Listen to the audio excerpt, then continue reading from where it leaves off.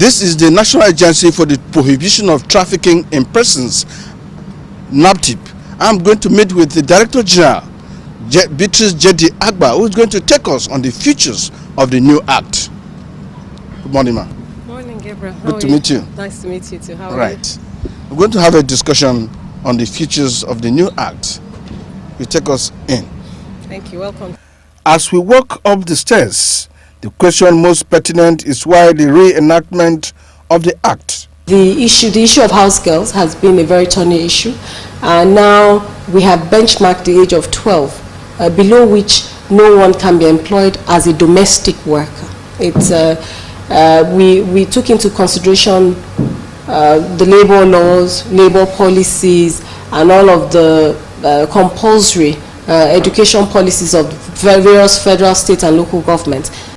Another important issue is how and when do we draw the line between fostering, adoption, and exploitation. It's important that you realize that you can't have your relative's child with you, but the child should be in school. The child should have access to rest and leisure. The child is not a butler or a housekeeper or a cleaner or some kind of sex slave, which is what we see in many parts of the country. So it's really different from fostering. Fostering presupposes that it's a loose type of adoption. So the child is now your child, and the child helps out in the house, and of course the child gets sent to school and is taken care of.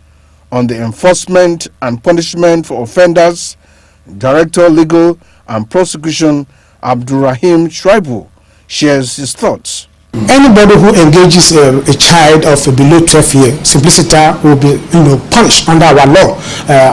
By the time you whip arraign you in court and you are prosecuted, you'll be sentenced to 2 years imprisonment. The new act also prohibits the removal of organs in line with the Palermo Protocol ratified by Nigeria.